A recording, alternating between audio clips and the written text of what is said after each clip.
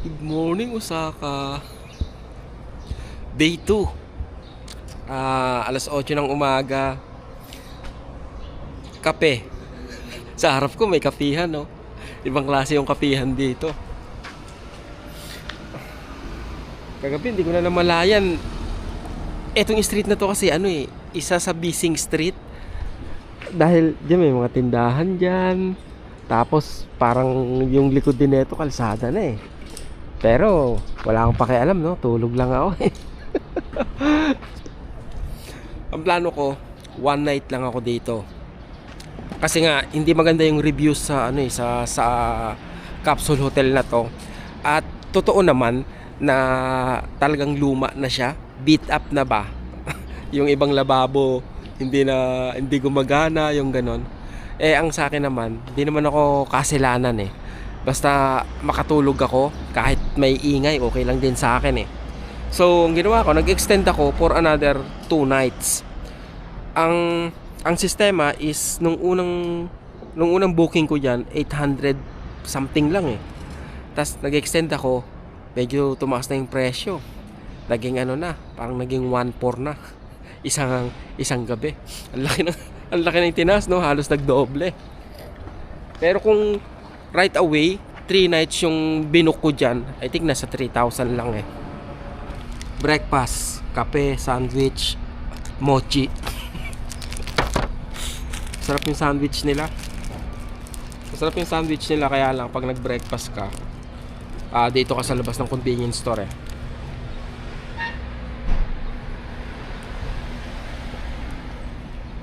Fresh.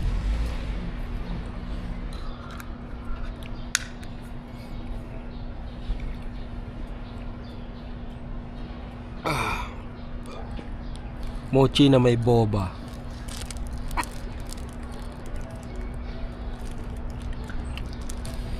Pwede. Pinakasulit na 600 yen.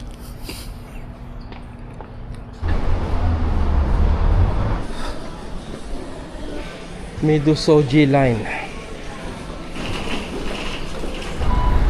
Maganda tong ginagawa ako. Gusto ko. Kahit nakikita nyo ko kung humingal, grabe. Kaya naiisip ko na dapat mas gumanda yung physical condition ko para magawa ko to sa matagal na panahon. Nag-i-enjoy ako sa lakad-lakad. Hindi ko alam kung makikita ng camera na to.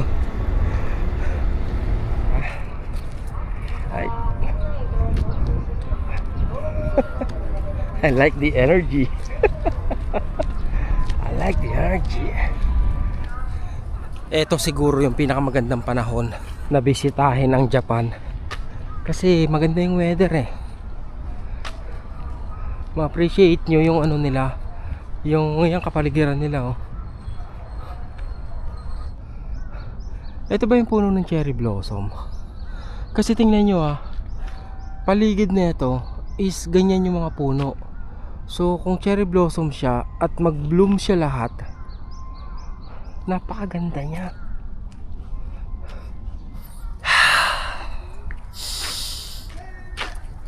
Kaya ako naghingang malalim. Kasi aakyat ako. Oh gosh. Ilang step kaya to?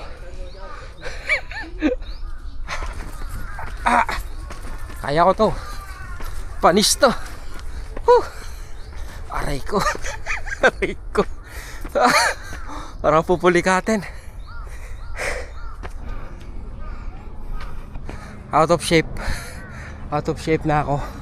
Sobra. Sana yung tinignan natin kanina. May encourage ka kaya palaging mag-jogging o kaya mag-walking kung senior citizen ka na, tapos ganito yung kapaligiran mo. Or pipiliin mo pa rin mag-stay lang sa bahay kasi masakit yung mga tuhod mo.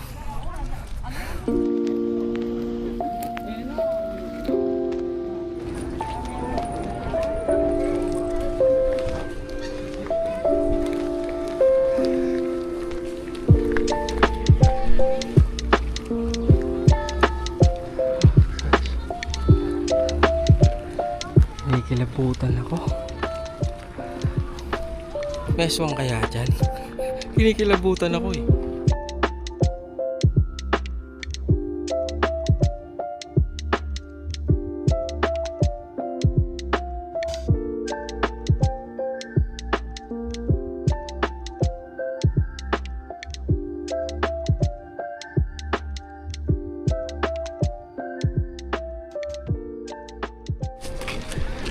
Bili tayo ng ticket. Magkano yung ticket nila? Web ticket, set ticket. Magkano? Admission fee 1,080. Hi, I'm gonna buy a ticket. Buy ticket? Yeah. Buy ticket this way. Thank you. Ang cute ng truck.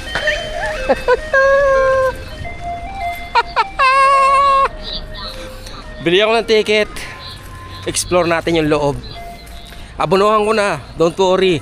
Sagot ko na kayo sa biyahe na to. Okay ba?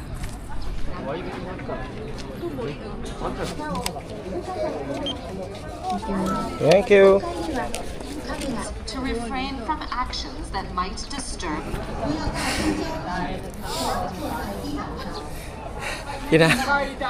Kinakabahan ako.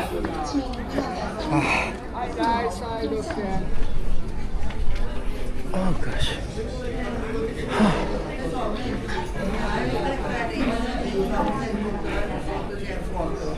And no sombra.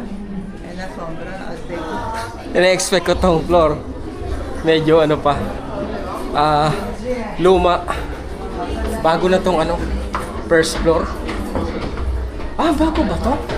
Kala ko ba to? And video recording is not allowed on the third and fourth floors to protect our culture. Try on of the helmet and SAR coat. 500 yen. Magsusuot ka ng gano'n, no? 500 yen.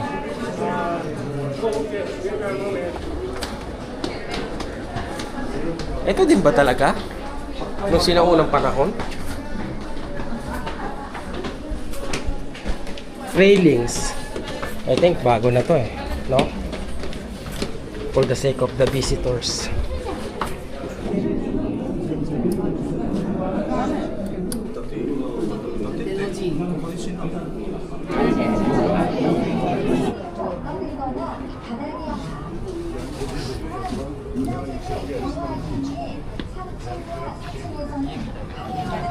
Andito na tayo sa pinakatuktok.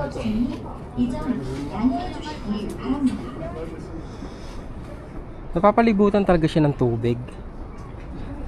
Paikot yung tubig na yan, oh.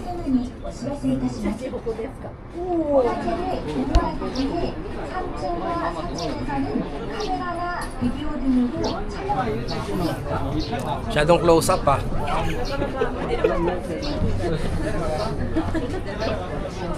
Merong isang barel na 186 cm yung haba. Grabe. Ayun yata yung ano nila eh, parang sniper, pang sniper na rifle. Ang galing, sumakit yung ulo ko. Sumakit yung ulo ko kakabasa nung ano, mga istorya ba nung etong tao na to, yung katungkulan niya. Tapos na-realize ko nga pala it doesn't matter, no. Tinignan ko na lang yung mga mukha nila. Sama ng tingin eh. Hindi mapipigil. Kukunin niya yung asawa niya. Nasa 3 na siya, bigla akong padaan eh. Tinignan ako ng masama. Malay ko ba, hindi niya naman ako sinabihang action, di ba? Hindi gaya ng inaasahan ko yung nakita ko. Pero much more pa. Yung video ko kaya tumagal ng ganun, 500 years. Mapapanood pa ng mga kaapu-apuhang ko.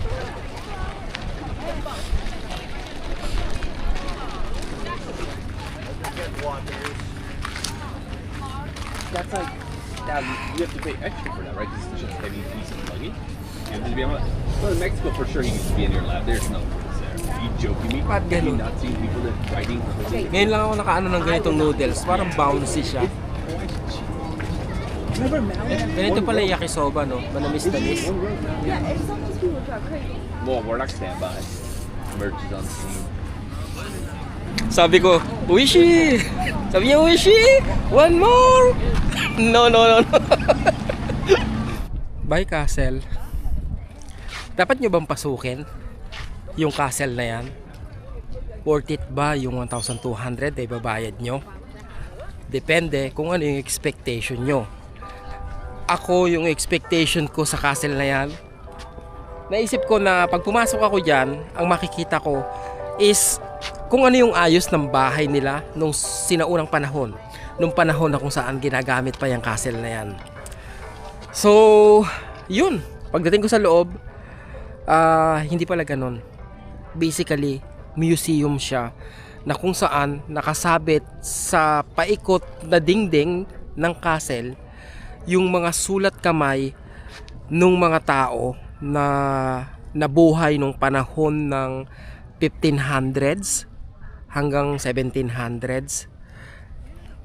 Sobrang ang galing kasi 500 years old na yung sulat kamay nila, and yet nandun sila nakadisplay, makikita mo. So basically parang travel back in time, di ba? I think para sa akin yun, sulit na sulit yun eh. Ano pang mga nakadisplay sa loob ng museum ng castle? Mga portrait nung mga naging leader o mga naging general nung panahon na yon, 1500. Maganda. Kung curious kayo sa kultura ng Japanese, I think hindi nyo dapat palampasin yon. Kasi para sa akin, makakita lang ako ng sulat, di ba? 500 years old. For the price of what? 500 pesos. So it's worth it. It's worth it. It's worth it. Ewan, basta sulit.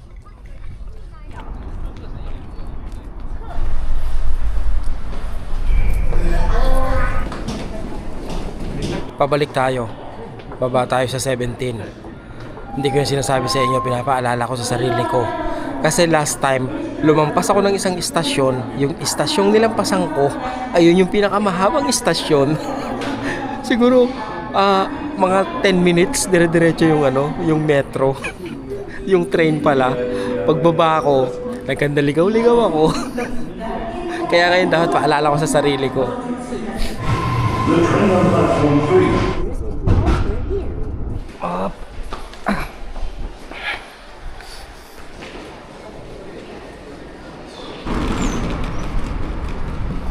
Eto na pala.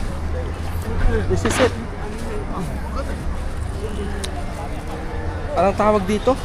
Koromon Market. Koromon Market.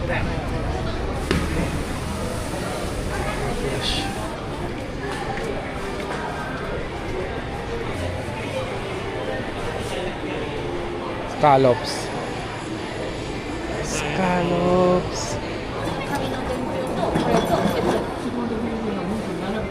Ang laki.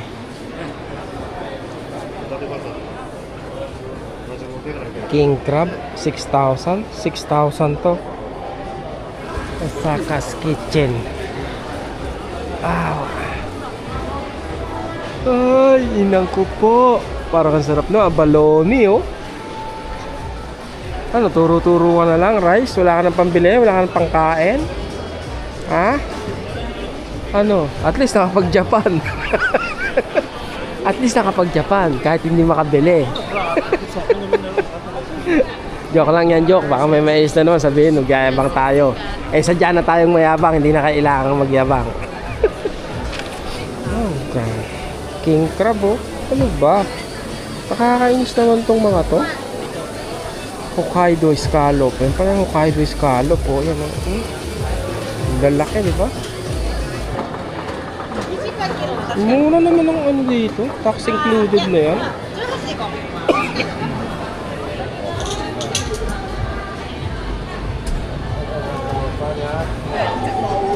Ano? Sushi 3,300. Kasi yung patty siya eh. Patty tuna siya, di ba? Ito po.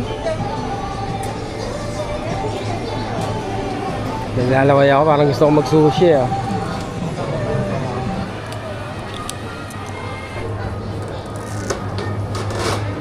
Ang lalaki ng ano, ang lalaki ng talaba nila oh.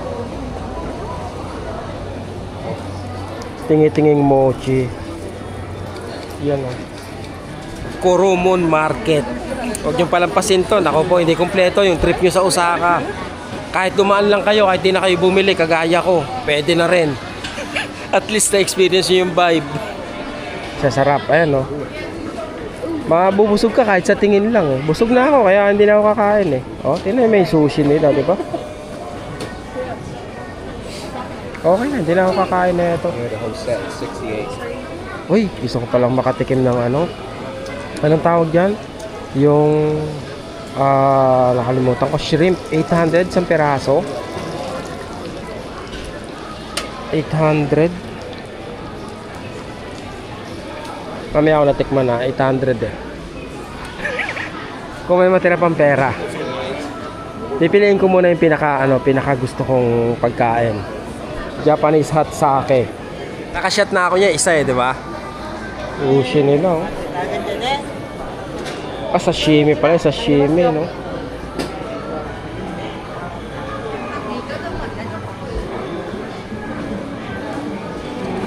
Nakakainis. Ano, kaya nyo pa? Kaya nyo pa? Ha? Kaya nyo pa ba?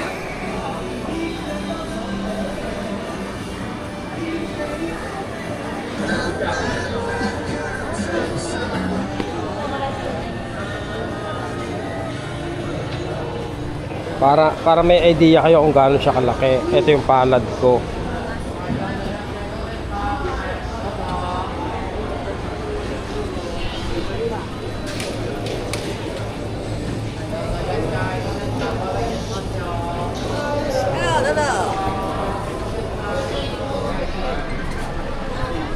See rice? Sa Canada? Pinapanood ko yung ano mo. Eh, bro. Pinapanood ko yung... Canada po kayo? Hindi, Hawaii. Oh, Pero napapanood ko yung... thank you po. Nice meeting you po. Yeah, yeah. Sama kayo sa vlog? Sir, Yeah, from Hawaii. yun oh. Yeah. Saan kayo sa Hawaii, sir? Sa Honolulu. Honolulu. Oo. Pag napapanood ko, pumunta ka pa rin Manila. Oo. Sa La Union ba yun? Pagkasinan. Ah, sir. Ano pangalan niyo, sir? Edwin. Edwin. Saan kayo sa Hawaii? Sa Ilocos.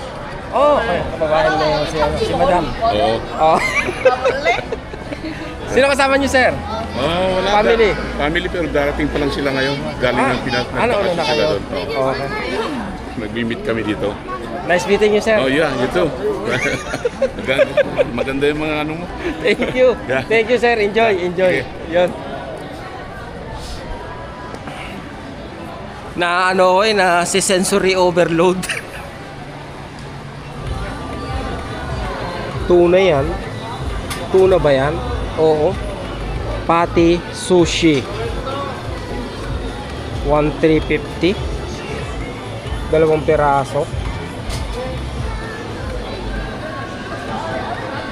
Salmon. Ito na lang para matikman natin. Ito. Tsaka ito. Yan.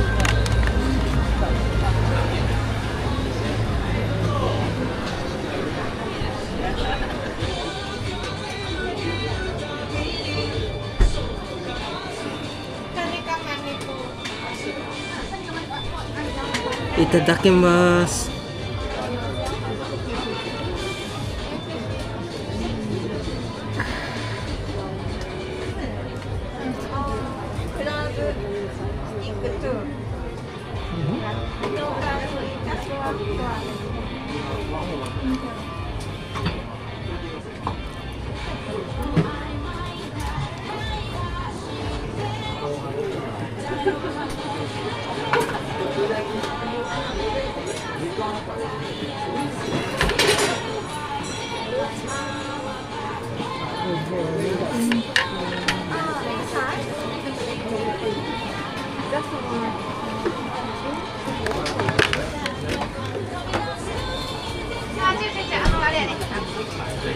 Laki.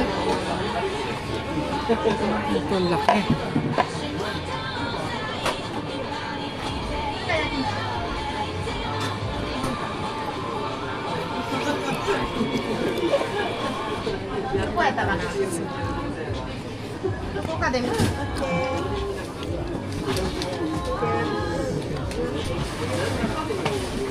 Oishi desu.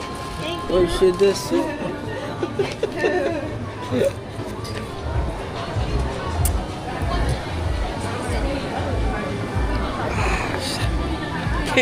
Kinikilig ako. 1,230.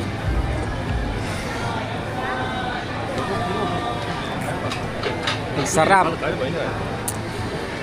Oh gosh. Na-speechless ako, na-speechless. Tignan nyo. Oh, 18,000 pala yun. Grabe pala yun. Parang 200 Canadian dollars pala to. Ito. 200 Canadian dollars. Odeng. Parang gusto ko ng odeng. Ah, crab miso soup pala yun. Crab miso soup. Ayoko munang kumain ng iba eh. Gusto ko munang ano. Alam niyo yun? Namnamin yung kinain ko. Hello po. Hello, Maya. Vlog. Opo, nagbablog po. Depende kung sa lugar. Masarap dyan kabayan. Kakainin natin. Alin ba dyan? Nako po eh, isa pa lang po yung natikman ko, yung medyo mura-mura pa po eh. Limango. Alang kalimango.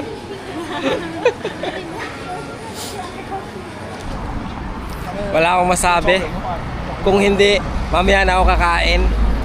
Lakarin ko na lang pa uwi. Kasi malapit lang pala to, parang 10 minutes lang. Papunta sa Dotonbori. Sa Dotonbori, papunta sa ano yun? Sa tinitirahan ko. Ano bang tawag doon? Shinsaibashi. Mga 10 minutes din. So mga 20 minutes lang na lakad. Japan. Andito sa Japan.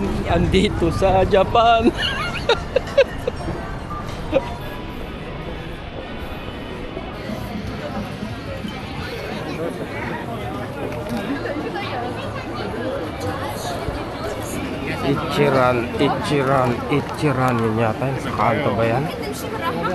Ichiran.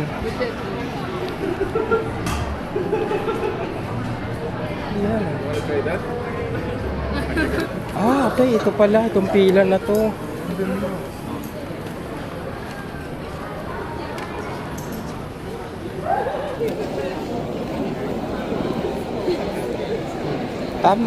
Tama ba to? Dapat sa ano ako sa Ichiran ako. Mali yata yung ano ko. Napasok ko. Misomoyaki. Ano ba to? Okonomiyaki made using no flour, just Japanese yams. Dapat sa Ichiran ramen ako. Napunta ako dito sa Okonomiyaki. Yung Ichiran ramen, yun yata yung katabi. Ito, Ichiran. Dito tayo. Ito yung inaasahan ko na matatanggap ko. Ay.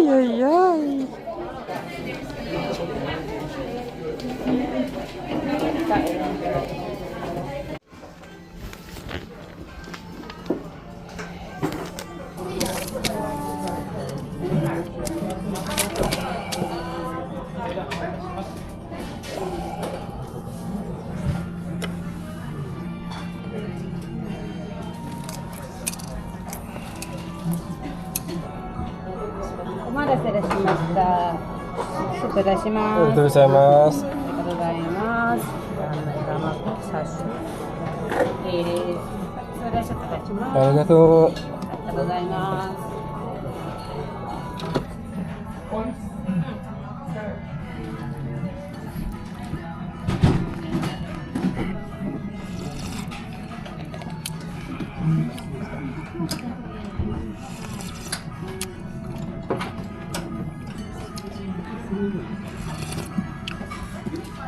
Ang weird. Ang weird kasi hindi ko ma-describe yung lasa. Sasabihin ko lang masarap. Ang hirap i-describe ng lasa. Hindi ko malasahan kung ano yung base ng soup. Basta masarap.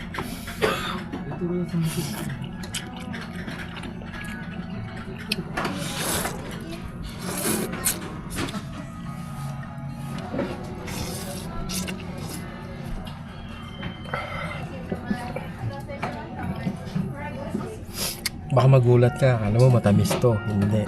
Tsaa talaga to. Lasang tsaa.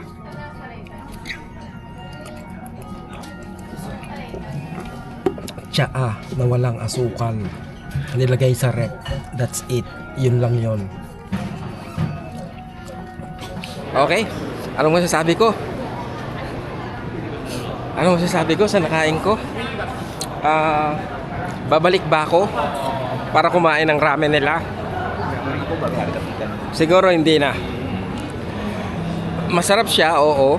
Gaya ng sabi ko sa inyo, hindi ko may i-describe yung lasa ng sabaw niya.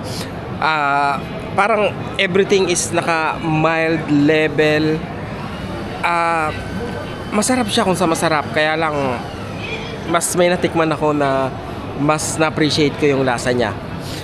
Para sa akin para sa akin okay siya, pero hindi para pumila uli ako at bumalik at kumain uli ng ramen niya. Experience wise, I think pwede. Oo, why not, 'di ba?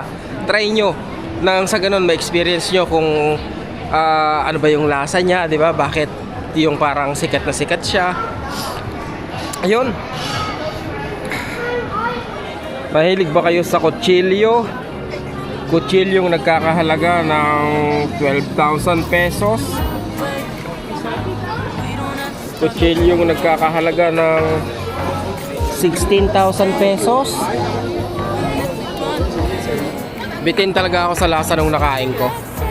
Mild lang yung lasa niya. Parang mas konti yung tao ngayon kumpara kahapon.